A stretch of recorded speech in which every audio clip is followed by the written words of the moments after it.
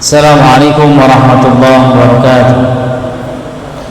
Innal hamdalillah nahmaduhu wa nasta'inuhu wa nastaghfiruh wa na'udzu billahi min shururi anfusina wa min sayyiati a'malina. May yahdihillahu fala mudilla lahu wa may yudlil fala hadiya lahu. Asyhadu an la ilaha illallah wahdahu la syarika lahu wa asyhadu anna Muhammadan 'abduhu wa rasuluhu la nabiyya ba'dah. Allahumma shalli wa sallim wa barik ala nabiyyina Muhammadin wa ala alihi wa sahbihi ajmain. Alhamdulillah, bersyukur kepada Allah kita berlebaran mingguan di tempat yang paling mulia di muka bumi ini, yaitu masjid, dalam keadaan suci, selesai mengerjakan salat. Mudah-mudahan menjadi wasilah diberikan kebahagiaan kita oleh Allah Subhanahu wa taala di dunia dan di akhirat. Amin ya rabbal alamin. Insyaallah jemaah yang dirahmati Allah, kita kembali membahas tentang satu sosok yang hanya sekali berada di dunia, Rasulullah Muhammad sallallahu alaihi wasallam sebagai uswah hasanah, nabi yang terakhir, manusia terbaik. Pada pertemuan yang lalu kita sudah membahas masa dari mulai masa remaja sampai masa mendekati usia beliau ke-40. Sudah menikah beliau dan kita sudah menjelaskan bagaimana proses pernikahannya. Ini juga sebagai pelajaran kehidupan bagi kita semuanya. Nah, sejenak kita berbicara tentang orang Arab. Orang Arab itu yang tinggal di Makkah sesungguhnya bukan orang Arab asli yang sudah kita bahas pada pertemuan yang awal dari Sirah Nabawiyah. Sebab yang orang Arab asli itu yang pernah datang kemana? Ke Makkah itu adalah kaum Zurhum namanya. Mereka awalnya dari mana? Dari Yaman. Itu asli orang Arab itu. Asli orang Arab. Ketika bendungan Ma'rib itu jebol yang dibangun pada masa Ratu Balkis yang menjadi sumber kehidupan orang Sabah pada waktu itu, Yaman ya, bukan versinya pengarang buku Indonesia. Sabah itu katanya di Borobudur ya, Jawa Tengah, bukan itu ya, karena di sana ada candi-candi katanya peninggalan Ratu Sabah, bukan itu. Nah, mereka bermigrasi. Salah satunya ke Makkah sebab melihat ada burung yang berterbangan di atas udara itu, dan ternyata terbangnya ke sana karena pada saat itu di situ ada air. Air dari mana? Air yang ditemukan oleh Bunda Hajar dari bawah kakinya siapa? Nabi Ismail alaihissalam. Kemudian Nabi Ismail yang udah dewasa nanti menikah dengan salah satu gadis dari Bani Zurhum ini. Seiring perjalanannya waktu, yang memegang kekuasaan Ka'bah itu berganti gitu. Nah, kaum Jurhum ini terpinggirkan, kemudian mereka kembali kemana? Kembali ke Yaman. Yang tersisa di situ adalah keturunannya Nabi Ismail alaihissalam. Ya, nah, setelah orang-orang menyembah Allah Subhanahu wa taala dengan ajaran syariat Nabi Ibrahim alaihissalam, yang pastinya berbedalah dengan ajaran kita secara praktek ibadah fikih ya. Kita sholat 5 waktu dan sebagainya, dalam syariat Ibrahim itu berbeda. Yang jelas akidahnya sama, tujuan ibadahnya sama, mengesahkan Allah Subhanahu wa taala. Bahkan banyak ibadahnya yang manasiknya kita lakukan sama dengan manasiknya Nabi Ibrahim alaihissalam sebagai orang yang pertama yang melakukan tawaf di Ka'bah itu. Nah, orang terus beribadah kepada Allah sesuai dengan akidah yang benar. Lama tidak diutus Nabi, sebab Nabi Isa pun jarak kelahiran dengan Rasulullah itu berapa tahun? 550 tahunan sekitar itu, sekitar 500-600 tahun begitu. Dan Nabi Isa berpusat, para Hawariyun, sahabatnya Nabi Isa itu memang di Palestina begitu, di Palestina. Sedangkan di Makkah tetap orang beribadah kepada Allah Subhanahu wa taala dengan mengikuti syariat Nabi Ibrahim alaihissalam. Mereka berada di dalam fitrah. Apa itu fitrah? Kalau sekarang kita sering mendengarnya fitrah itu kertas putih yang belum ditulisin apapun gitu kan ya. Kita kan sebenarnya seperti itu. Padahal fitrah menurut para ulama ahli tafsir, kullu mauludin yuladu alal fitrah.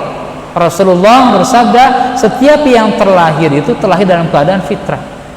Fitrah ini adalah al-iman, iman kepada Allah dan akidah yang benar. Jadi anak yang terlahir itu dalam keadaan Islam, bukan seperti kertas putih yang gak jelas identitasnya. Sudah jelas ada imannya gitu, sudah jelas ada imannya.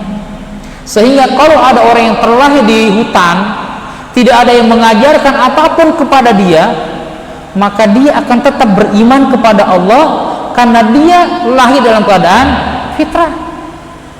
Makanya dalam hadis ini dilanjutkan, fa'abawahu yuhawidanihi, maka kedua orang tuanya menjadikan dia Yahudi. Berarti sebelumnya Yahudi bukan Islam. Au yunassiranihi, atau menjadikannya sebagai Nasrani. Au yumajjisanihi, atau menjadikan dia sebagai Majusi.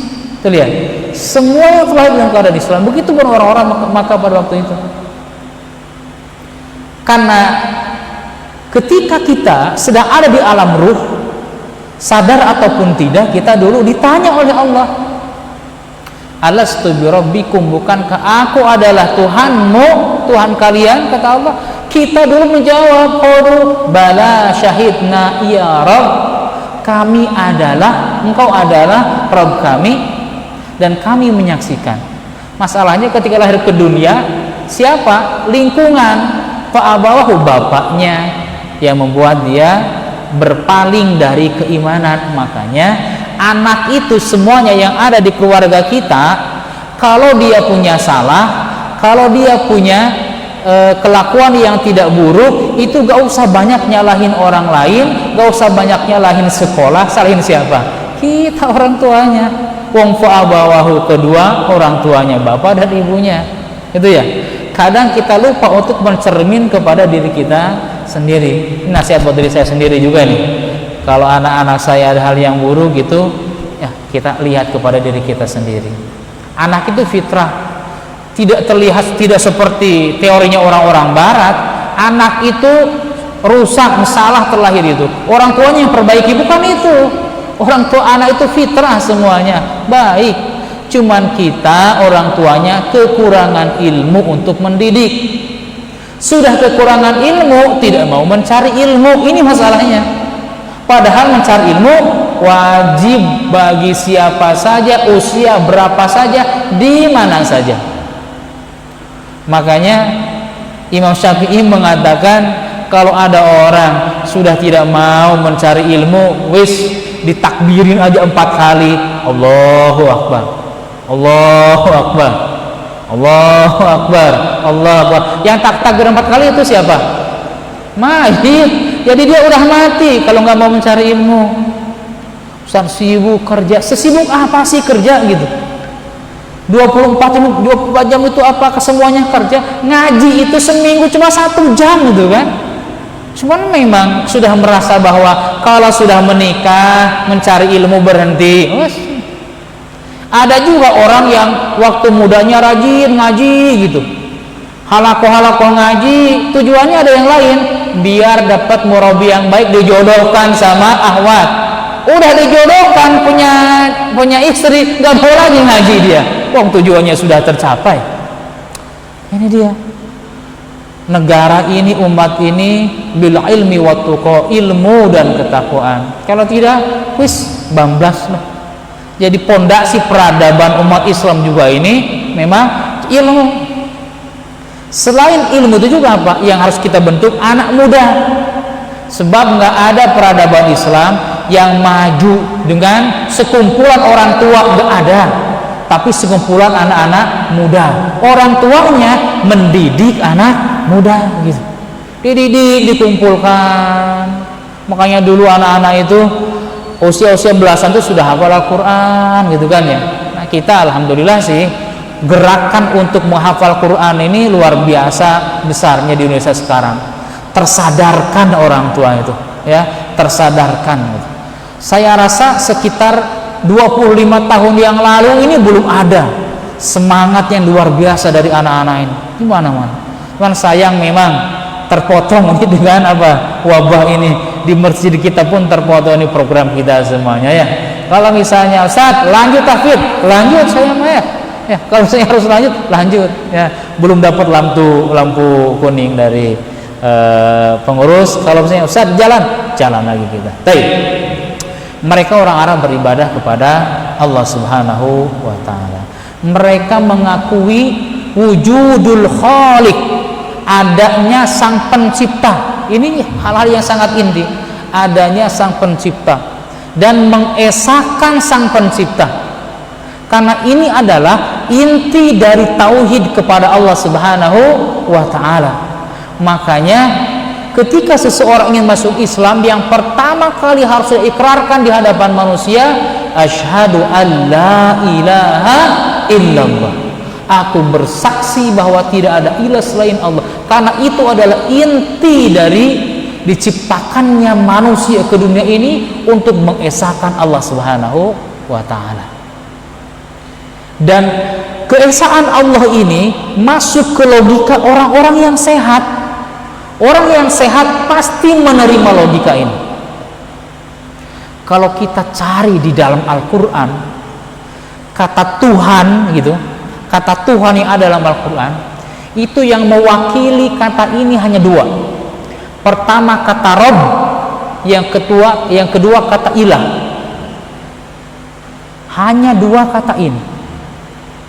Nah, diceritakan di dalam Al-Quran bagaimana ilahnya, Tuhannya orang-orang yang tidak beriman kepada Allah. Wa qalat Isa ibnullah, mereka orang Nasrani berkata Isa anaknya Allah. Wa qala al-yahud Uzair ibnullah, orang-orang Yahudi mengatakan Uzair anaknya Allah. Tuhan punya anak, punya istri mungkin itu ya, ada Roh Kudus. Makanya orang-orang Nasrani itu, orang Kristen itu, bukan Nasrani yang dulu yang agama Samawi ya, ada Trinitas, 3 dalam 1 begitu. Lah sekarang secara logis, kalau anaknya itu menjadi Tuhan juga ya, kalau misalnya Tuhan itu dua-duanya sama kuat nih, pasti dia akan bersaing, karena ada 2 Tuhan. Secara logisnya ada 2 Tuhan, pasti dia akan bersaing. Oh sama-sama kuat. Kalau sama-sama kuat bersaing, hancur dunia ini ya kan? Logisnya seperti itu. Lah kalau yang satunya paling kuat, yang satunya agak lemah, lah gimana Tuhan kok bisa lemah? Gak masuk ke logika kita. Makanya orang-orang yang berpikirnya logis di barat itu, memikirkan itu, mereka semakin jauh dari gereja. Kenapa? Tuhannya gak logis gitu. Makanya masuk Islam berbondong-bondong itu bukan di pinggiran kota seperti di Batam ini, di pulau-pulau itu enggak. Justru di basisnya orang-orang yang rasional, yang matre itu, kering hatinya dari Tuhan, masuk Islam rame-rame ya. Dan bahkan ini prediksi dari statistik kependudukan. Ini bukan prediksi yang kosong nih. Ini dari statistik kependudukan. Kalau dihitung jumlah umat muslim di Eropa dan Amerika sekarang pertumbuhannya, umat muslim itu rata-rata anaknya sekitar 4-6. Itu rata-rata statistik kependudukan. Ini kalau tidak salah statistik ini tahun 2016 nih ya. Dan orang-orang non muslim maksimal anaknya cuma 2, rata-rata 1 begitu. Karena mereka doyan kawin tapi tak doyan punya anak gitu ya, sakit melahirkan ya. Bahkan diiming-imingi siapa yang lebih dari 1 anaknya diberikan beasiswa, dibayar sama mereka. Makanya tingkat kenaikan jumlah kaum muslimin di Eropa banyak. Di Prancis ada sebuah kota yang namanya Bordeaux ya, Nama kotanya sudah masuk ke klub sepak bola Liga 1 Prancis, Bordeaux. Itu dulu gereja mayoritas di sana.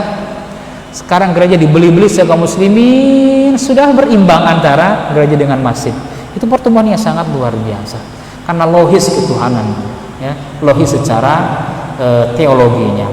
Kemudian orang-orang Quraisy pada waktu itu selain meyakini wujudul khaliq, adanya sang pencipta Allah, mereka juga meyakini, ya, ibadatul khaliq, wajibnya beribadah kepada sang khaliq, ya.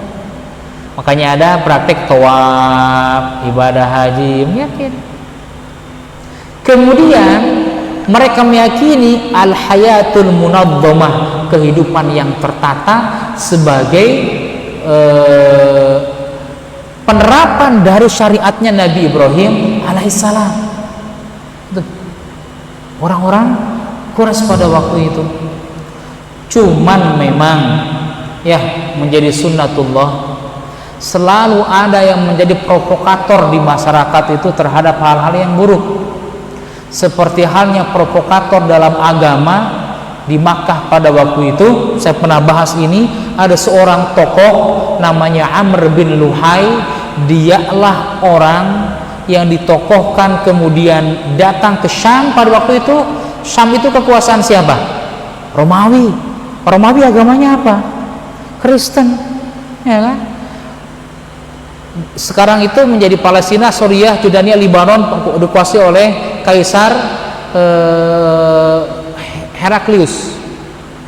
Kalau di Romawi Timur, Turki itu Konstantin. Nah, kaum muslimin dekat ke sana. Amr bin Luhai datang ke mana? Ke Romawi sana. Syam sekarang itu ya Palestina, Suriah itu, Jordania, Libanon. Dulu itu satu negara dikuasai oleh Romawi sebelum ditaklukkan pada zaman Umar bin Khattab radhiyallahu anhu. Datang ke sana, melihat mereka beribadah berhala-berhala, tertariklah. Dia berpikir, enak ya orang-orang Kristen, ya, Tuhannya ada begitu.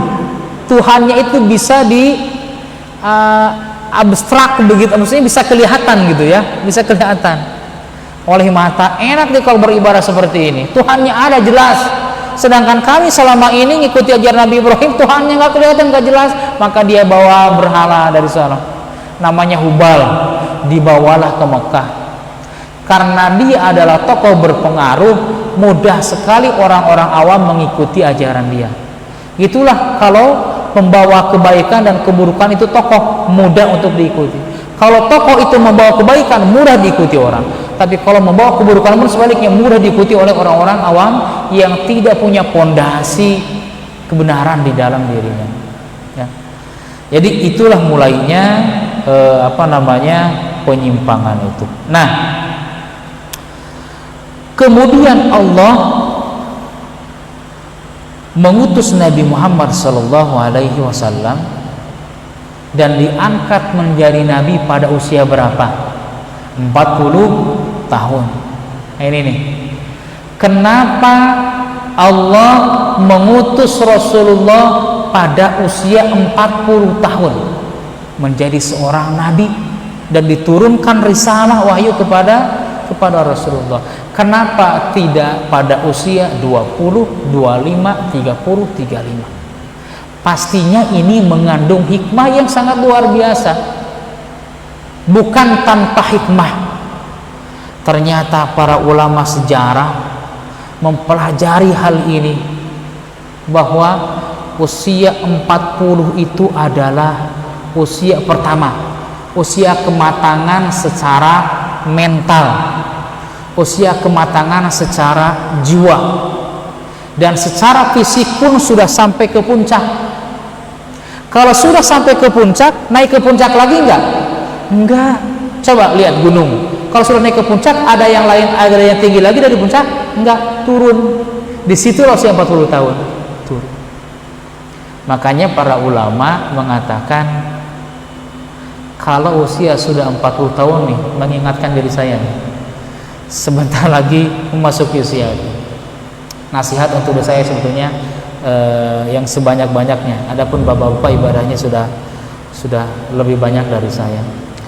Kalau usia 40 belum berubah juga begitu, setelah melewati perjalanan panjang dari mulai usia balik melewati usia remaja, usia pemuda, usia kematangan begitu berumah tangga, usia 40 belum sadar, maka kata para ulama itu batasnya penentuan apakah dia akan menjadi baik atau tidak. Kalau yang dia bangun sejak masa muda itu kebaikan-kebaikan sehingga menjadi terakumulasi kebaikan itu menjadi karakter pada usia 40 tahun, maka insya Allah akan seperti itu juga dia menjelang kematiannya. Kalau masa mudanya yang dibangun adalah kebiasaan-kebiasaan buruk, maka kalau tidak berubah pada usia 40 tahun ini, maka akan seperti itu juga dia menemukan kematiannya terus 50-60 tahun. Na'udzubillah, tsumma na'udzubillah. Ini warning bagi kita semua. Itu yang pertama. Yang kedua, harusnya masa 40 tahun itu matang dalam segala hal. Ilmu sudah matang, meskipun tidak boleh berhenti mencari ilmu. Yang kedua, dari sisi ibadah pun harusnya sudah matang gitu. Tidak lagi seperti anak-anak kecil yang sholat bolong-bolong. Harusnya 40 itu sudah matang gitu. Meskipun tidak menjamin sampai 50-60 tahun gitu. Ada orang sebelum 30, sebelum 40 meninggal. Tapi menunjukkan kematangan luar biasa. Nah, yang ketiga yang harus kita pelajari adalah bagaimana Rasulullah mengajarkan kepada kita ketika menjelang beliau diangkat menjadi seorang nabi. Bagaimana? Apa yang beliau lakukan? Beliau bertahannud di mana? Di gua. Berpikir begitu berhari-hari. Berpikir. Memikirkan apa? Memikirkan bagaimana kebesaran Allah Subhanahu wa taala, memikirkan bagaimana nanti tempat kembali kepada Allah Subhanahu wa taala itu. Jadi, hikmah yang ketiga adalah kita menyisihkan waktu, bukan berarti setiap hanya usia 40 saja, usia kapan saja sesungguhnya, tapi usia 40 menjadi sangat urgent untuk memikirkan itu. Coba kita merenung di keadaan yang sangat sepi, hilangkan dulu semua urusan itu, tidak kita pikirkan, tapi pikirkan bagaimana keadaan kita. Itulah Rasulullah bertahannud di mana? Di Gua Hira. Dan ini yang harus sering kita lakukan ya. Menjelang wahyu itu turun, beliau melakukan hal ini, bertahannud di Gua Hira. Jadi inti bertahannud itu adalah bagaimana kita menjadikan ini sebagai pelajaran kita, muhasabah, berfikir, bertadabbur, tafakur tentang kebesaran Allah, kenapa menciptakan kita, kenapa kita menjadi seorang muslim, apa tempat kembali kita, dan planning apa yang harus kita lakukan menjelang usia tua kita.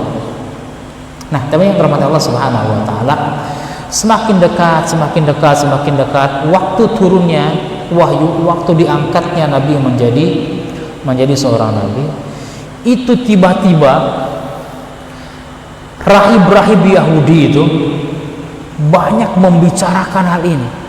Sebab sesungguhnya dalam Taurat, dalam Injil ini diceritakan dengan lengkap bagaimana peristiwa akan diutusnya Nabi Sallallahu Alaihi Wasallam. Jadi para rahib itu para heboh semuanya menjelang diutusnya Nabi Sallallahu Alaihi Wasallam, membicarakan apa yang tertulis dalam kitab mereka. Beberapa kisah terjadi. Pertama, Ibnu Haiban. Ibnu Haiban ini adalah seorang rabi, seorang rahib Yahudi. Beliau tinggal di mana? Di Syam. Syam itu ya tadi itu Suriah, Jordan, Lebanon, ya Palestina. Tinggal di situ.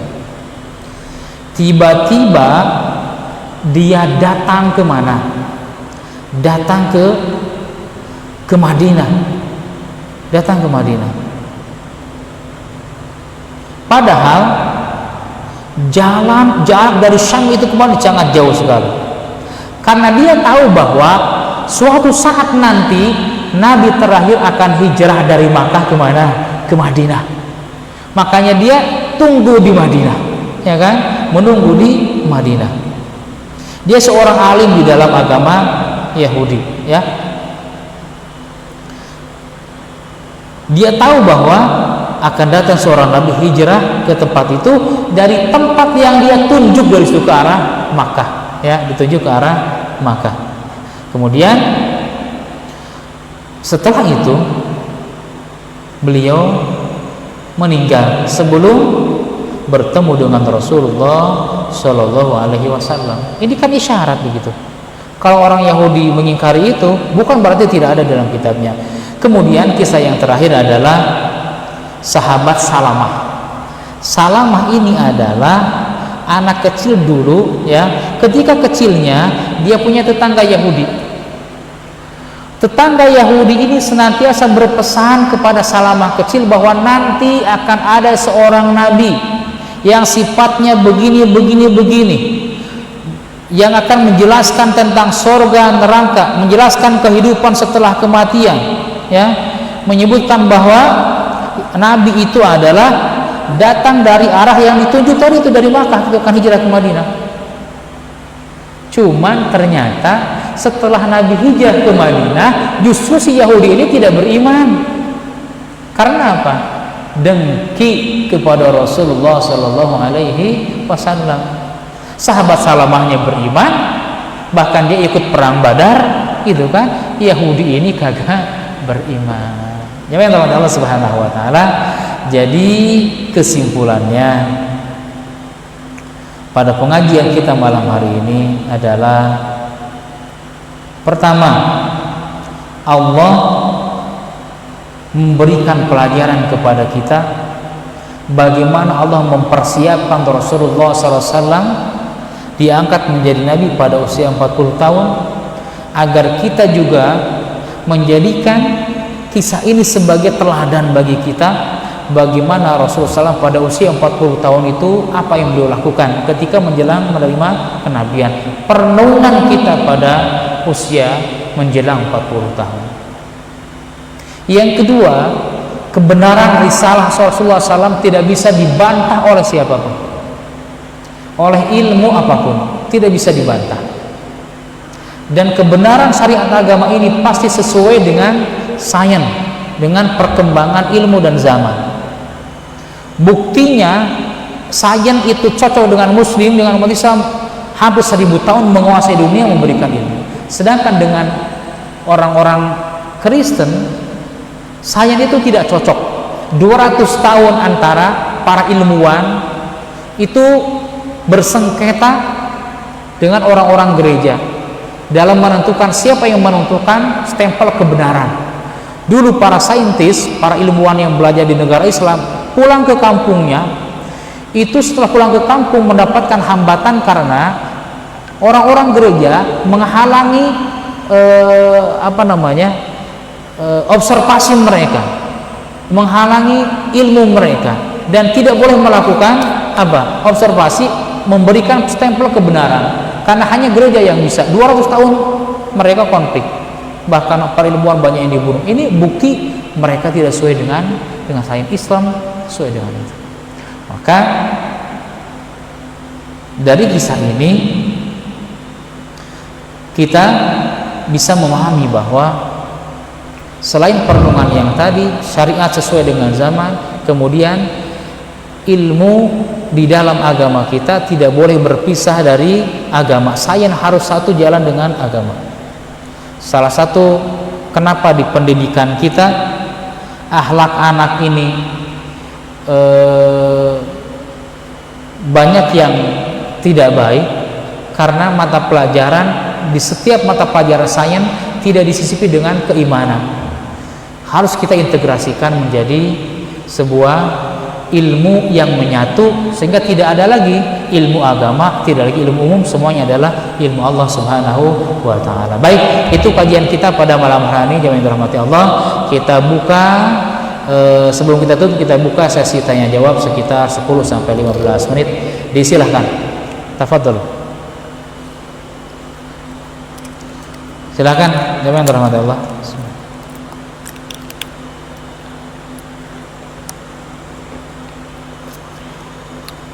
Saya kadang bingung kalau nggak ada yang nanya ini.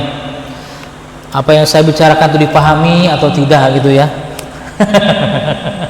Tapi husnudon insyaallah kita tinggal mengamalkannya. Mudah-mudahan saya terutama bisa mengamalkan dan bisa lebih baik dari hari ke hari. Mohon doanya. Baik, kalau tidak ada yang bertanya kita akhiri dengan hamdalah. Tafadhol, silakan Pak Yanto.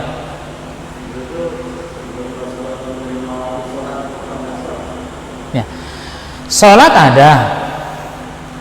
Ketika kisah bagaimana sahabat sedang belajar agama di rumah Al-Arqam bin Abil Arqam, itu salat sudah ada. Cuman belum 5 waktu seperti halnya salat sekarang ini, karena itu berlaku setelah Rasulullah peristiwa apa? Isra dan Mi'raj. Sebagian ulama mengatakan itu hanya 2 kali, pagi dan sore, gitu kan ya. Itu praktek mereka ya. Makanya ada kisah bagaimana sahabat yang sujud di depan Ka'bah itu pun diinjak, diintimidasi oleh orang-orang Quraisy, gitu kan. Rasulullah pun pernah sholat di depan Ka'bah, sujud gitu, disemburkan ke punggungnya kotoran isi dari perut apa? Perut sapi, perut hewan-hewan gitu ya. Itu kan berarti sudah ada ibadah, cuma tidak seperti sekarang. Sudah 5 waktu sejak peristiwa Isra dan Mi'raj. Baik, silakan. Wallahu a'lam bis-shawab. Subhanakallahumma wa bihamdika asyhadu an la ilaha illa anta astaghfiruka wa atubu ilaik. Mohon maaf atas kekurangan. Assalamualaikum warahmatullahi wabarakatuh. Ya, iya, duduknya tenggelam, badannya kependekan, kursinya pendek.